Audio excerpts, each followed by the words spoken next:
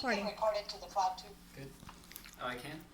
I think so. I did it. This is I'll Nicholas's try to speech. send you the recording. Oh, yeah, we have to say hi to everyone. So Hello. everyone wave at the camera. There's 3 people there. 1, 2, 3. You want to stand behind me? And then there's Dad. And me. Wait, one more time, Sabrina. Go down. What's okay. that for? We have one more person. Hi, Jesse. Oh, one more person. Oh, hi, Jesse. Okay. Oh. Ready? Ready? Okay. They live in our homes, eat our food, and give nothing thoughtful in return, yet have still found a way to slide into some of our hearts. That's right. Today I will inform you all about snails, or if you like to be technical, Mollusca gastropoda antenoidea. Snails have a huge impact on our environment and ecosystems, both for the good and the bad. During this speech, I will cover the anatomy of the snail, their effect on the environment, and how we humans can use them today. Give me one moment.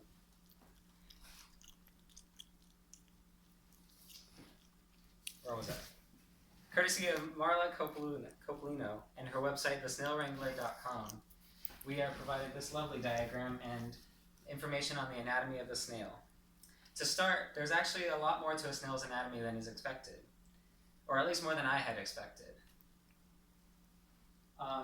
A snail actually keeps the same shell from birth, and as it grows, it gains these things called whorls, which is a full revolution of a snail's shell around itself, kind of like how a seashell spirals around itself.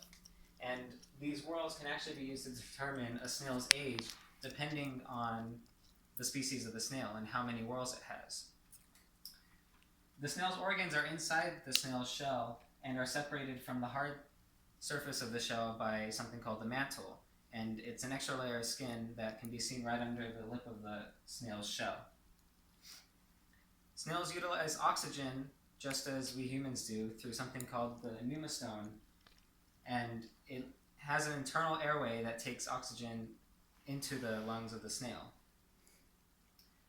In terms of senses, snails are able to see, feel, and smell, but they can only see barely. And they do this through nerves that run through their bodies, but mostly through the tentacles at the front of their head. The upper tentacles contain their eyes at the ends of the tentacles as well. Snails have something called a statocyst, which is a sac that's filled with a free-flowing liquid. And when the snail is not upright, like let's say sticking to the ceiling, then the liquid will flow over hairs that'll let the snail know that it's not upright. It is also believed that snails can also hear with these hairs because they'll vibrate when with, what is it called? Voice with sound. Thank you. In terms of, an interesting organ of the snail is actually called the love dart, and it's right at the foot of the snail. And snails will shoot this into their chosen mate, and this is believed to be the origin of Cupid and his love-inducing arrows. How these little guys eat is through something called a radula, which is a lot of little teeth around their mouth that looks a lot like a shark's mouth, but it's just so that they can keep hold of whatever food they decide to slither over.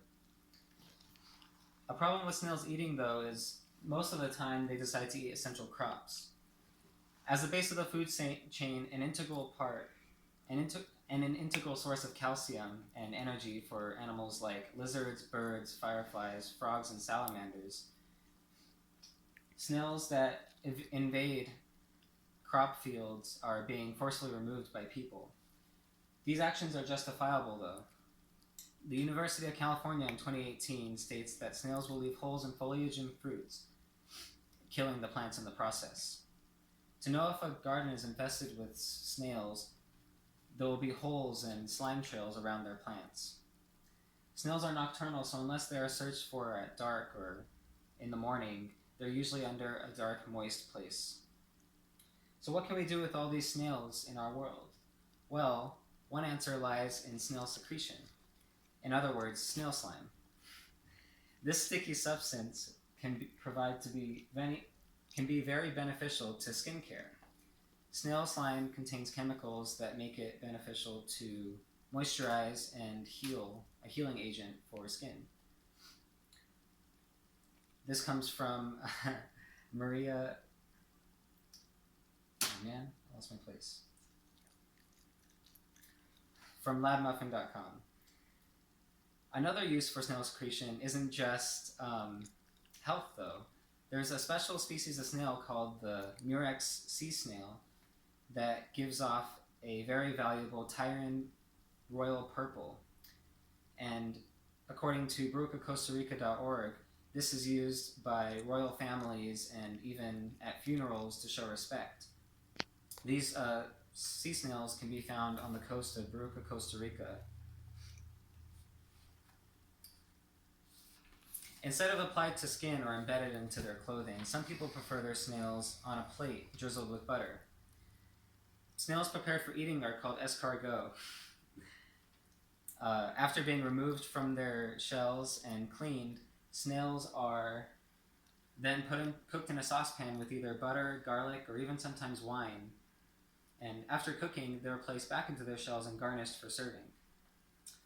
Proper snail preparation is a very important and difficult task because of the toxins from the snail's natural diet. To evade this, people will feed their snails flour, lettuce, or grape leaves to flush out those toxins and replace it with something a bit more complementary to the human diet. In addition to the nutrients that we give snails ourselves, they're already a great source of iron, magnesium, and even protein. According to nutritionvalue.org, a snail serving of 100 grams contains 19% of a person's daily value of iron, 62% of daily magnesium, and 19 grams of protein. After everything I have told you, it's easy to see that there is a hidden world of snails beneath our very feet. So now you know how snails can impact the environment, what delicious foods and ointments you can make with them, and even what their anatomy looks like. I hope you all have fun telling your friends about everything involving snails, from love darts to escargot. Thank you.